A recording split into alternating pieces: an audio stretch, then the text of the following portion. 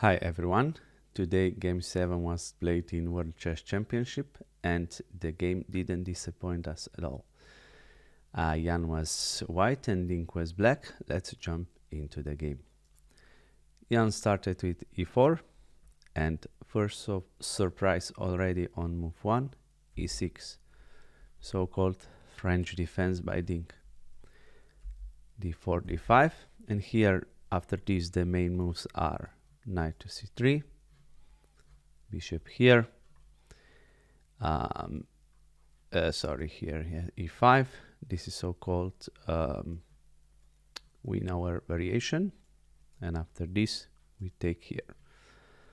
Also possible here is to play e5, which is so-called advanced variation, but also we can take here, which is so-called exchange variation. And let's take a look what Jan played. He played move knight to d2, which is so-called barrage defense, very solid defense. Here c5 is the best reply for black.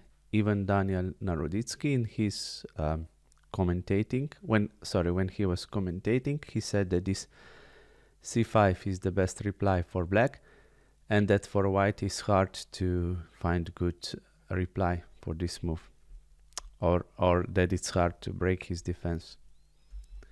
Knight g to f3, cd, knight d, knight f6 was played. Here more common is to play knight to c6. And now Nepo took on d5, knight takes d5, knight 2 to f3, and here in this position bishop to e7 was played. Here we can also play this check to b4. Now there's a trick. If white plays c3, we can take here, takes, and after bishop to d2, we don't take a rook, but we take a knight, and actually black is much better here. But Dink opted for bishop to e7, bishop c4, knight to c6, and now Nepo took.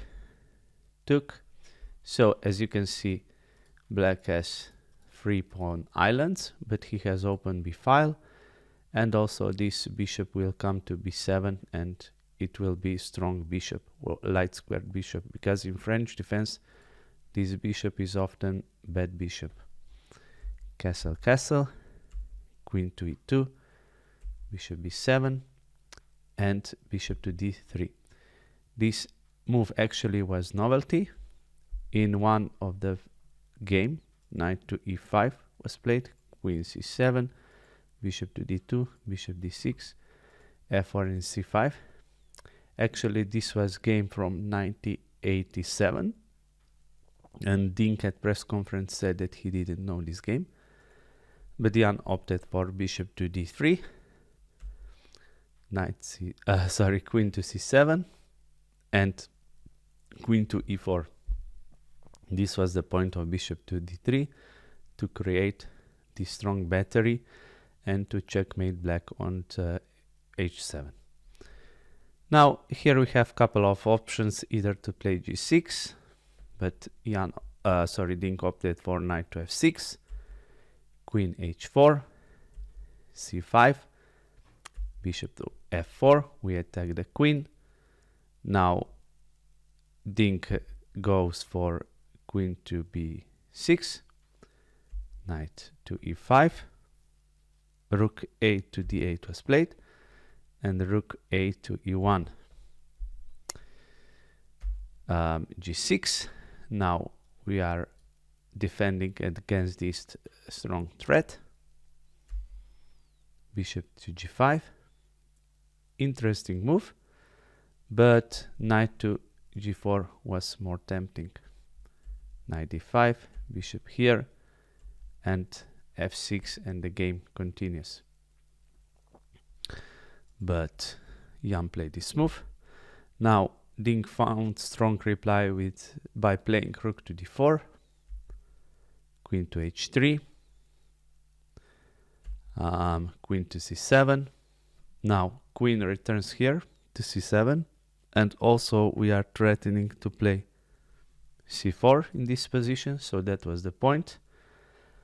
b3, of course we have to prevent this c4 threat, and now Ding opted for knight to h5. If we take here, then this is way better for black, so that would be a mistake. So Jan found a very good move, f4. Now Ding responded with bishop to d6, and c3 was played. And now amazing move by Ding Liren. Actually, as we can see, rook is under attack, but he don't mind that, and he sacrificed a knight here on f4. And Nepo took back with the bishop.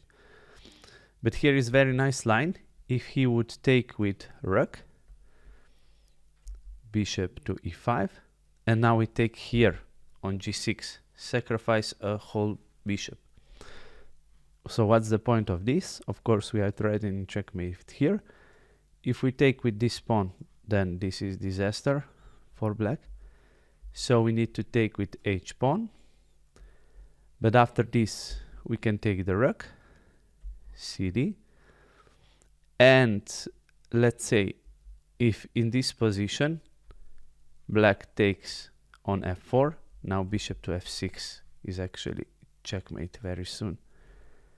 So he has to take here on d4, but now we take the bishop, queen takes, bishop f6, queen e1, rook f1, queen e3, takes, rook e1, rook c8, we take the pawn, and after this sequence of moves, actually the game would be draw.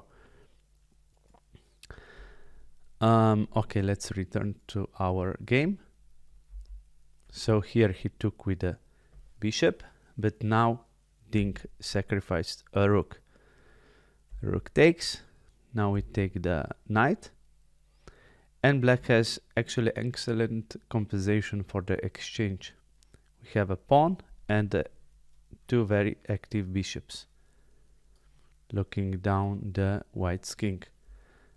Rook to h4, now this is a threat to take here, and if we take here, if we play h5, now we can take here, and what's the point? Again, if we take, this is very nasty. Let's say if we go, of course bishop is hanging, so we can take the bishop. So very nice trap. So after that move, Ding played rook to d8. Actually, computer suggests to take here on c3. The rook to d8 was played, bishop to e4, and this is very good strategy for white. He wants to exchange this strong bishop, actually bishop pair,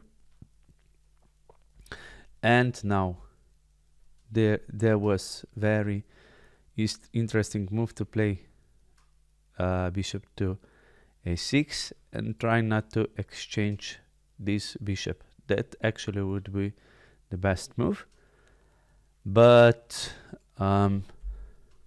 Ding took the bishop, a rook takes, rook d5, we protect this bishop, rook h4. Now again this pawn, not pawn, but pawn is under attack. Queen here to d6. We cannot take here on h7 yet because rook to d1. Let's say if he takes, king here, queen c2. This is actually a disaster for white. So Jan played queen to e3,